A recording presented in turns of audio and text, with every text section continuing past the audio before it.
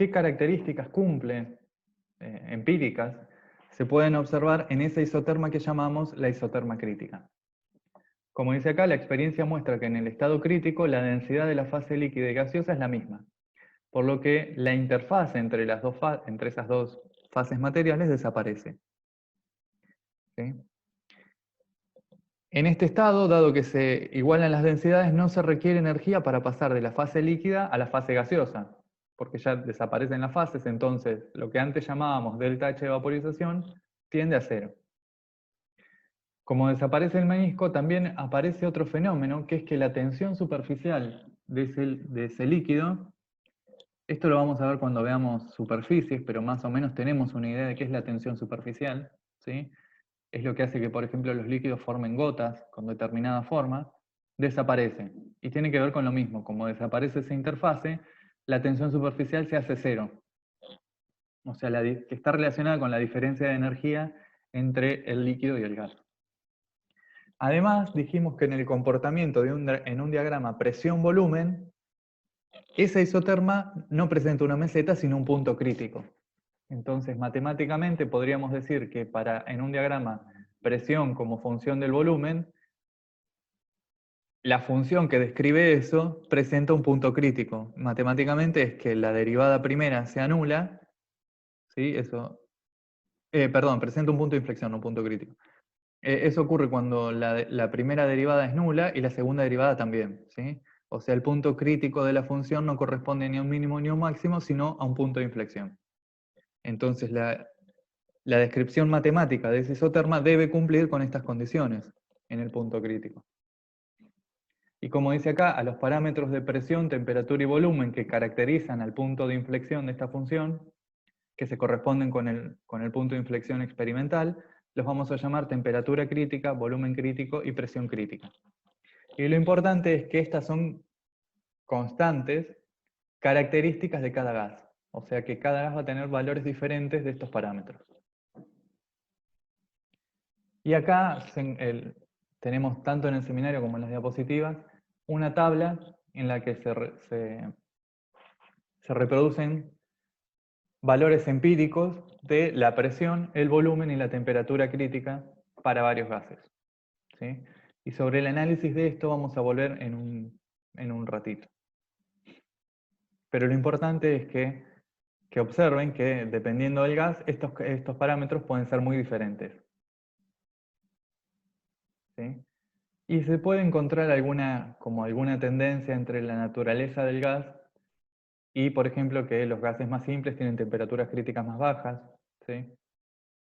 Y correspondientemente, en general, los volúmenes críticos también son más bajos. Pero vamos a dejar este tipo de análisis para un ratito más adelante. Lo importante ahora es que nos vamos a meter en, bueno, ¿cómo es la descripción? Les contaba que íbamos a empezar a trabajar con diagramas de este tipo, presión-volumen, en función de la presión, para analizar qué le pasa a los gases reales. ¿Sí? Cuando uno analiza el comportamiento de, por ejemplo, un gas dado a distintas temperaturas, estas curvas corresponden a temperaturas diferentes, fíjense, entre T1 y T5, y en estos diagramas la temperatura aumenta hacia arriba. ¿Sí? Lo que se observa, por ejemplo, a altas temperaturas es una condición de este tipo. ¿Sí? El producto P por B a altas presiones cambia con la presión, pero si nos acercamos en el límite a presión cero, eso tiende a un dado valor que se correspondería con este es molar, así con RT. ¿Sí? El valor al que llega el producto P por B a bajas presiones corresponde a RT para cada uno de esos gases.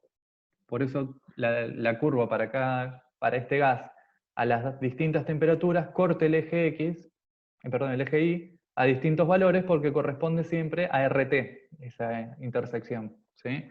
Esa es una condición que sigue siendo válida. Todos los gases en el límite a presión cero tienen el producto P por B igual a RT, que era lo que salía del modelo de gas ideal.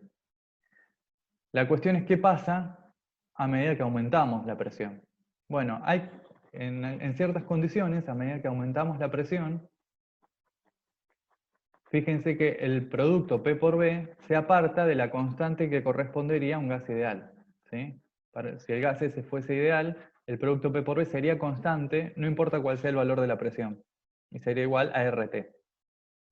Lo que se observa experimentalmente es que ese producto P por B es mayor que lo que corresponde al gas ideal. ¿Sí? O sea que lo que nos está indicando es que el volumen molar que ocupa el gas en esas condiciones es mayor que el que corresponde a un gas ideal. Esto podría estar, ¿qué base molecular podría tener? Bueno, podría ser que en esas condiciones existan interacciones entre las moléculas que llevan a que el volumen molar que ocupa sea mayor que el del gas ideal en el que no hay interacciones. Para que ocurra eso, esas interacciones entre las moléculas tendrían que ser predominantemente de tipo repulsivo. ¿Sí? Si pensamos que la interacción la podemos entender como una componente atractiva y una componente repulsiva, en estas condiciones estaría dominando la interacción de tipo repulsiva, haciendo que el volumen del gas sea mayor que el que tendría un gas que no interactúa. ¿Sí? Fíjense, y el efecto, lo que se aparta el producto P por B a medida que aumenta la presión, es cada vez mayor. O sea, el efecto de las repulsiones netas entre las moléculas es cada vez más grande. ¿Sí? A medida que bajamos la temperatura, vamos a pasar a analizar esta isoterma, la isoterma 3. A medida que bajamos la temperatura, podríamos encontrar una situación en que en realidad esta curva saliera hacia abajo. ¿Sí? O sea que en estas condiciones, fíjense, aun cuando estamos a bajas presiones, el producto P por B es menor que lo que se predice para un gas ideal, que sería esta constante. ¿Sí? O sea que en estas condiciones el volumen molar que ocupa el gas es menor que el que le corresponde a un gas sin interacciones.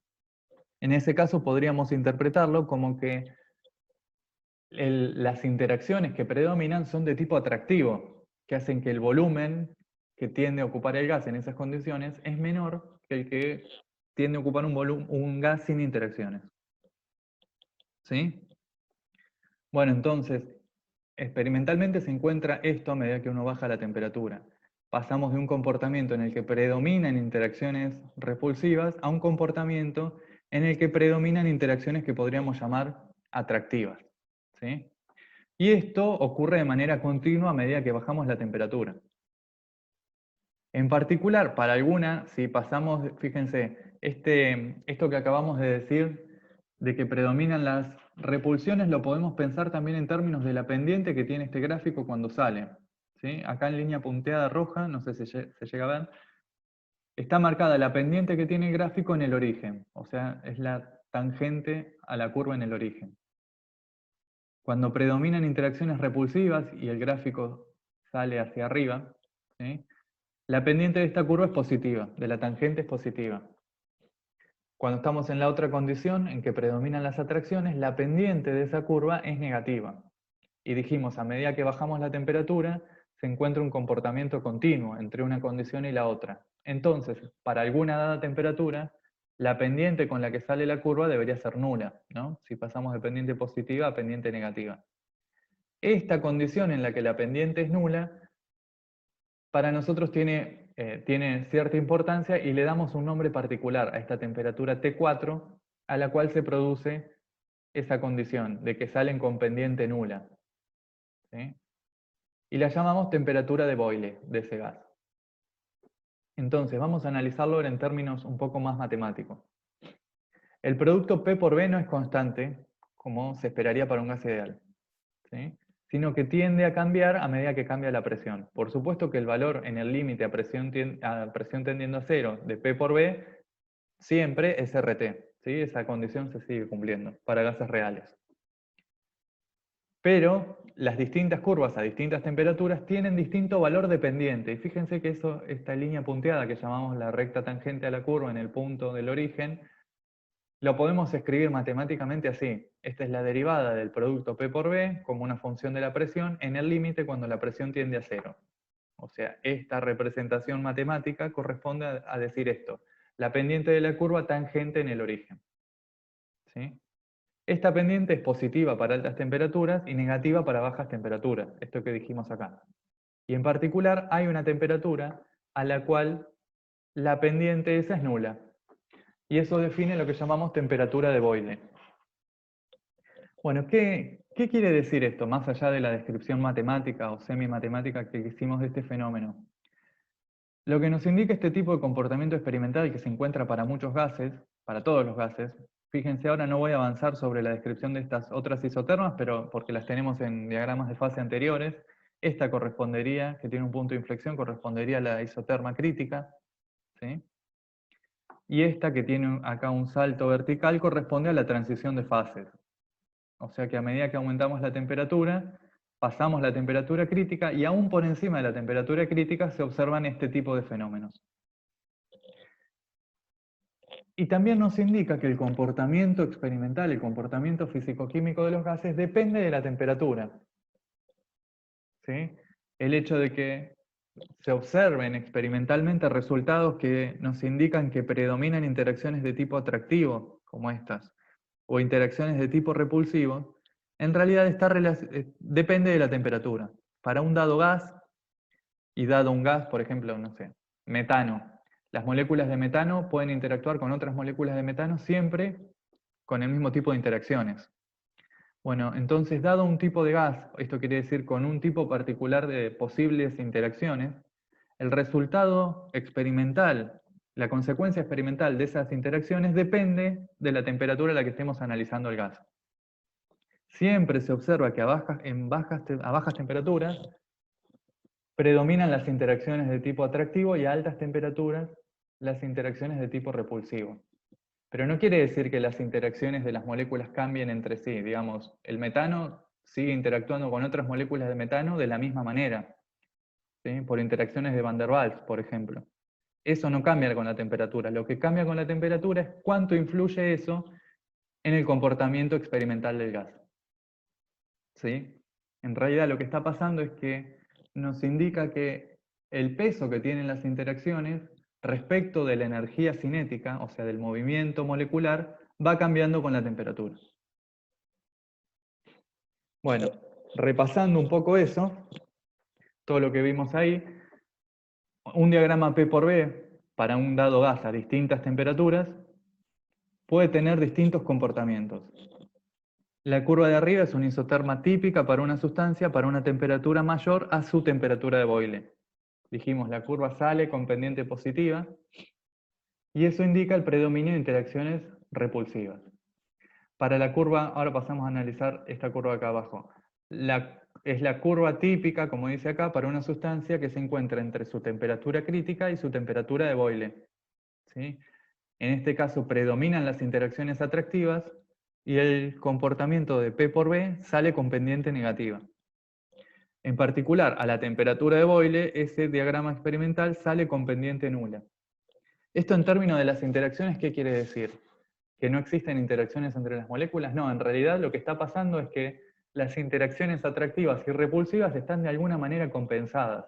No hay predominio neto de ningún tipo de interacciones en este caso. Entonces, en un determinado rango, siempre cerca de las presiones bajas, el gas se comporta o sale a presiones bajas como si fuera un gas ideal. No porque no existan interacciones, sino porque las interacciones de tipo atractivo y repulsivo están compensadas en esas condiciones. Bueno, y lo mismo, lo que hablamos ya de la isoterma crítica y de lo que ocurre cuando aparece la condensación. Un parámetro que nos permite analizar cuantitativamente esto que estuvimos describiendo es lo que llamamos factor de compresibilidad. Se define al factor de compresibilidad Z como el cociente entre la presión y el volumen molar sobre RT. ¿Sí? Entonces, en este tipo de diagrama, ¿se acuerdan que el producto P por B equivale a RT cuando la presión es nula? O sea, si yo graficara P por B en función de la presión, todas estas curvas cortan al eje Y en el valor de RT.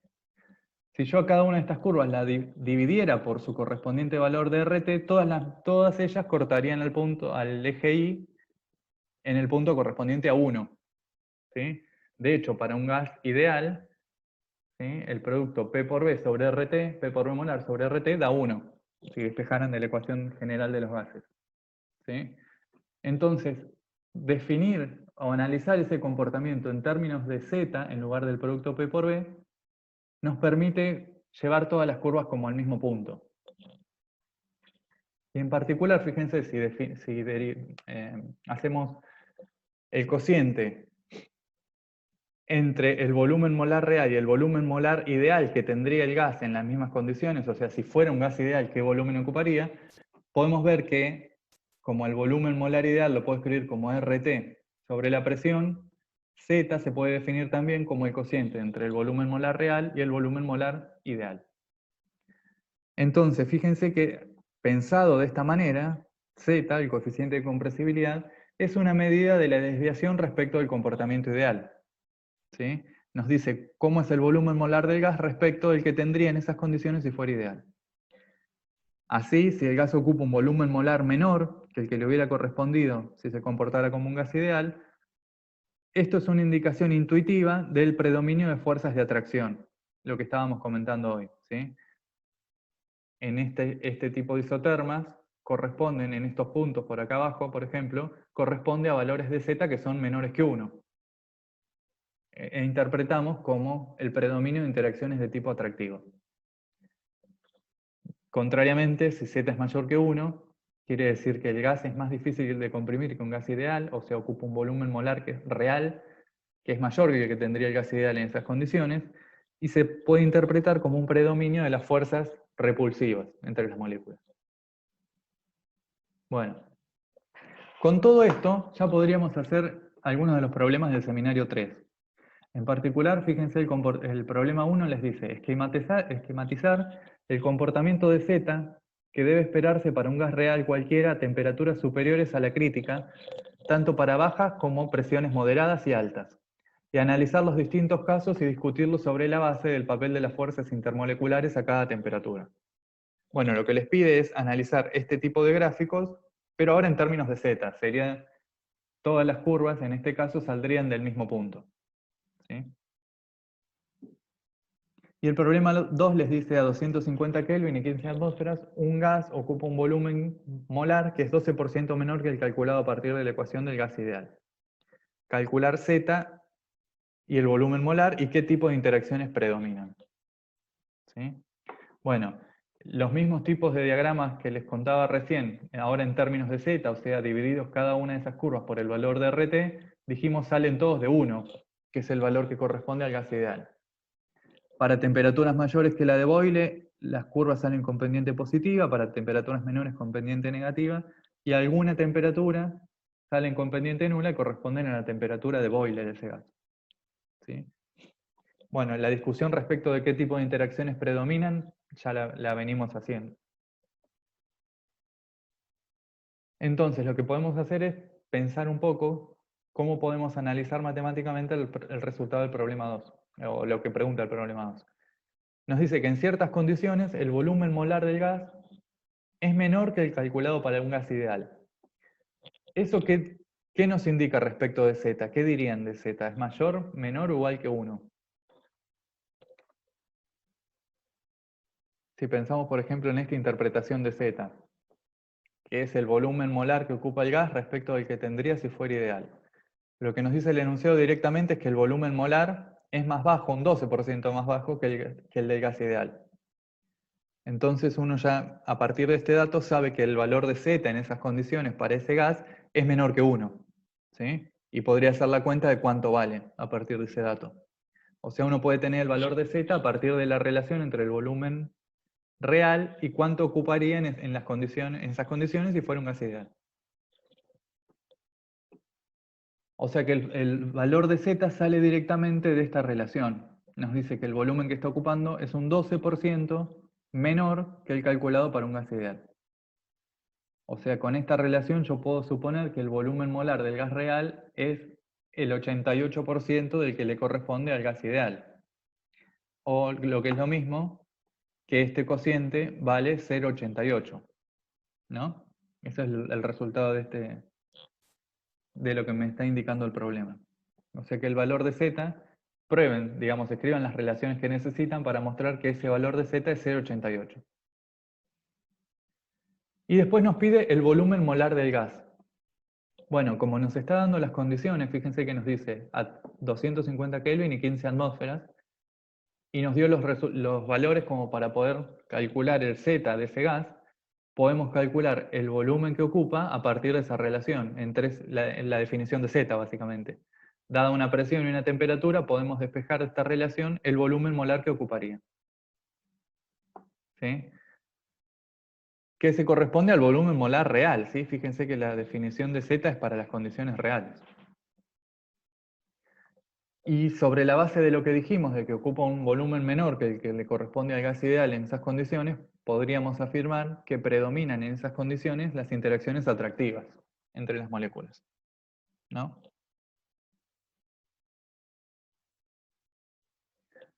Bueno, y también podemos plantear el problema 3 del seminario. Fíjense que en ese problema nos da una tabla y nos dice que a cierta temperatura el volumen molar ocupado por el argón a distintas presiones corresponde a los valores que están ahí, ¿sí? Y lo que nos pide es que, empleando la información de esta tabla, expliquemos cómo se evalúa la temperatura de una sustancia en la escala del gas ideal. Esto lo vimos, creo que en la primera clase, cuando hablamos del termómetro de gas ideal. ¿Se acuerdan? Que dijimos que para un gas ideal, por ejemplo, la temperatura para un gas real, perdón, la temperatura que uno puede calcular usando la ecuación del gas ideal, en realidad termina dependiendo de a qué presión está midiendo. Y solo se corresponden con la verdadera temperatura del sistema cuando la presión en la que está midiendo tiende a cero.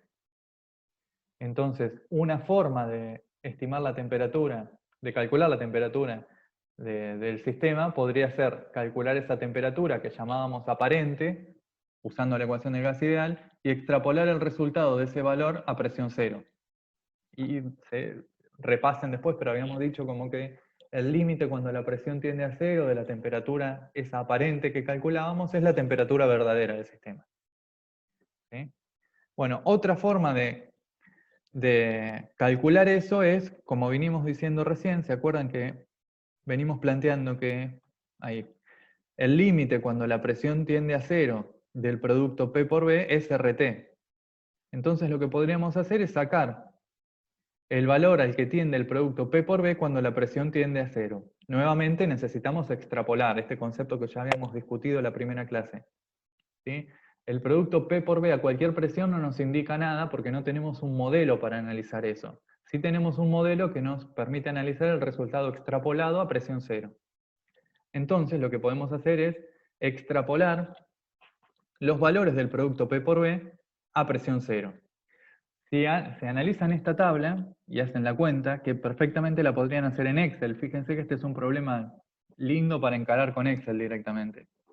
Porque uno tendría que hacer el producto presión por volumen para cada una de estas columnas. Y luego graficar el producto presión-volumen en función de la presión. Si hacen las cuentas para este gas, van a ver que el producto presión-volumen no es constante, como correspondería a un gas ideal. Eso ya nos indica que acá no se puede aplicar la ecuación del gas ideal. ¿Sí? Sin embargo, podríamos extrapolar el resultado a presión cero. Lo que sí se cumple es que el comportamiento es bastante lineal en estas condiciones. Fíjense que está medido como hasta 60 y pico de atmósferas, altas presiones.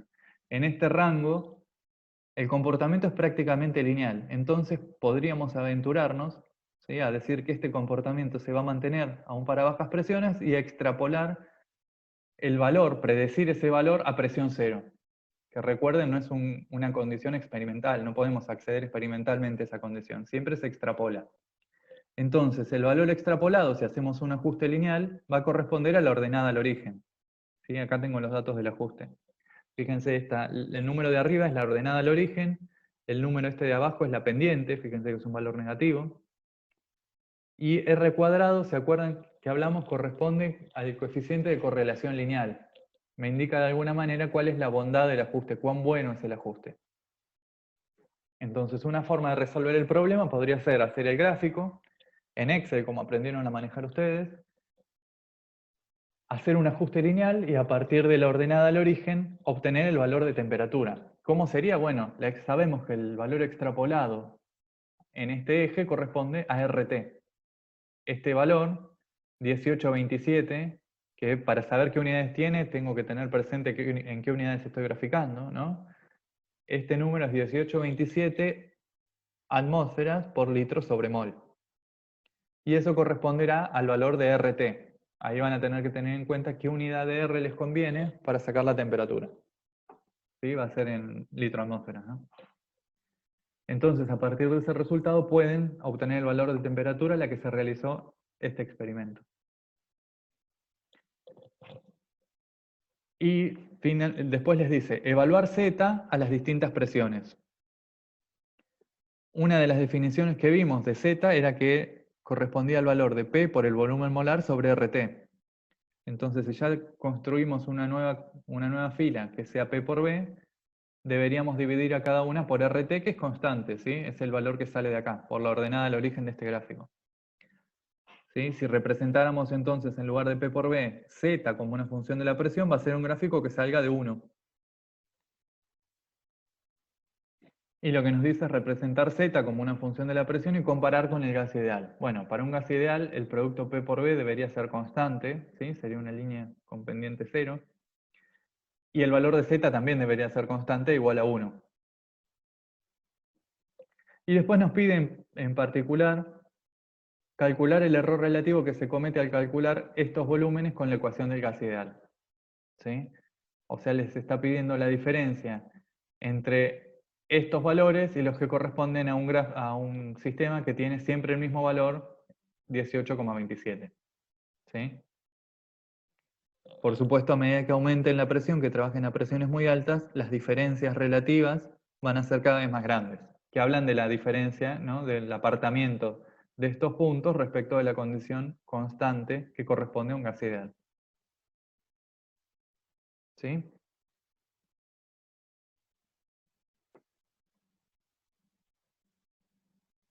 Bueno, y también ya que estamos hablando de Excel, cómo resolver algunos de los problemas, podemos pensar el problema 5. ¿Sí? Fíjense lo que dice.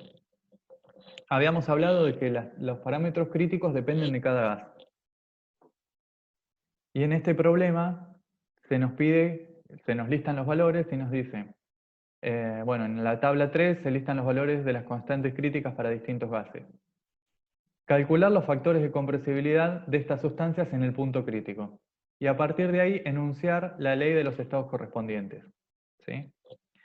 Entonces, algo que podemos hacer es calcular el valor de Z, ¿sí? En el estado crítico. Y eso, ya que está, lo podemos hacer ahora usando alguna planilla de cálculo. Voy a abrir, a ver si puedo abrir.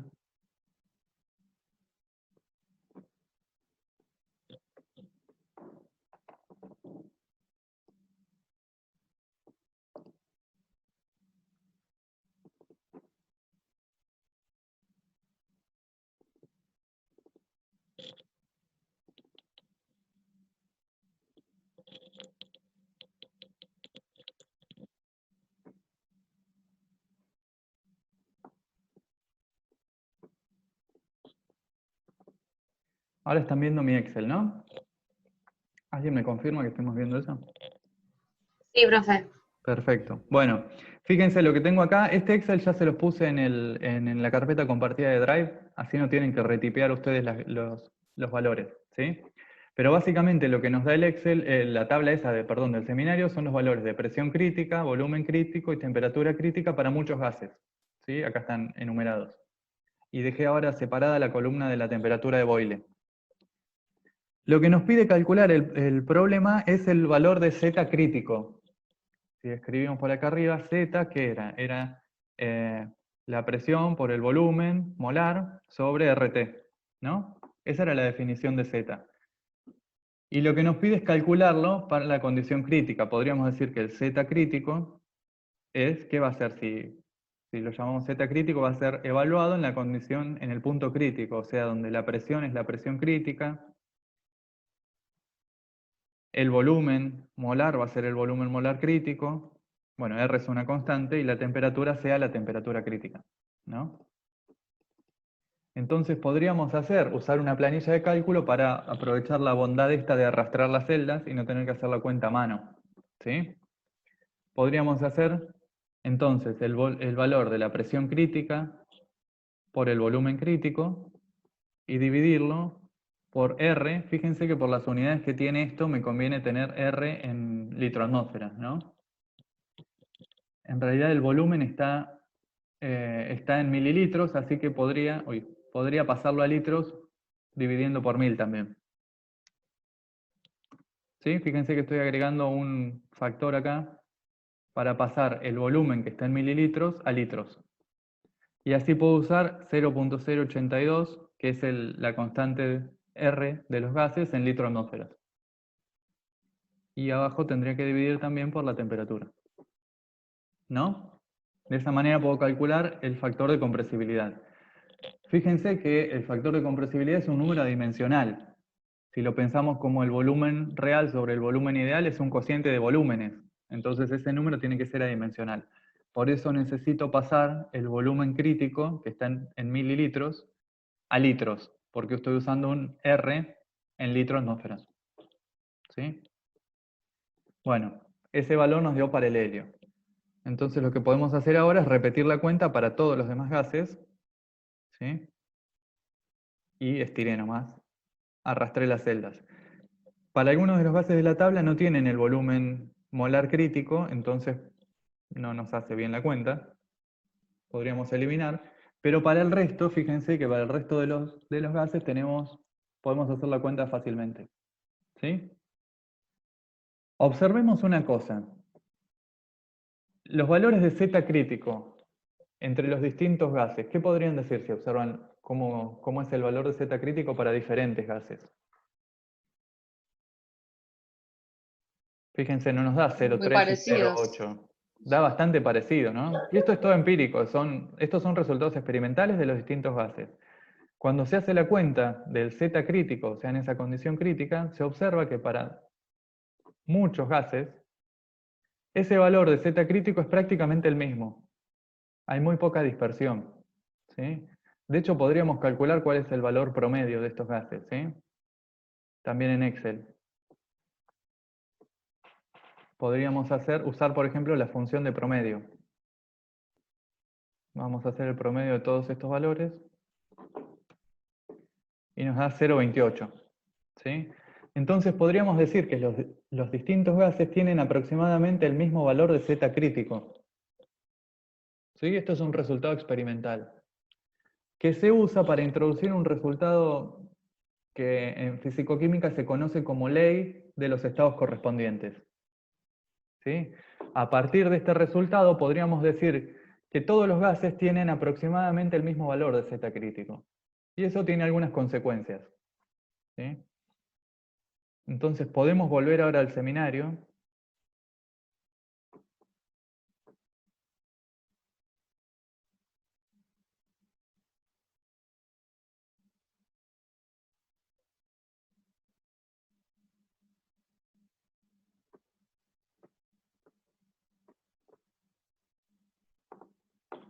Bueno, adelanto un poco. ¿Sí? Bueno, nos decía calcular los factores de compresibilidad para estas sustancias en el punto crítico, que es lo que hicimos nosotros, y ahora enunciar la ley de los estados correspondientes. ¿Qué sería eso? Bueno, como dice acá, el principio de la ley de los estados correspondientes es una regla empírica. Y se sustenta en el hecho de que si se comparan, como hicimos recién nosotros, los valores de los Z críticos para muchas sustancias, se observan que son muy similares. De hecho, el valor calculado usando muchos gases, ¿sí? El valor medio aceptado de los resultados experimentales de muchos gases es este valor que aparece acá. Es del orden de 0,288, el Z crítico. A nosotros nos dio por ahí, con los gases que teníamos ahí en esa tabla. ¿Sí?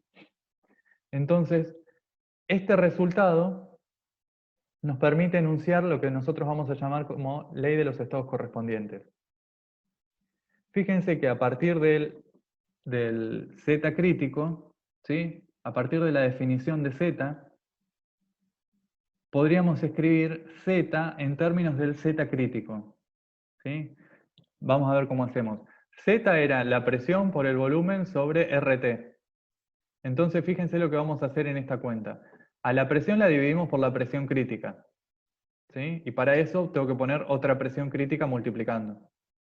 Al volumen lo dividimos por el volumen crítico y para eso tuve que poner otro volumen multiplicando. ¿Sí?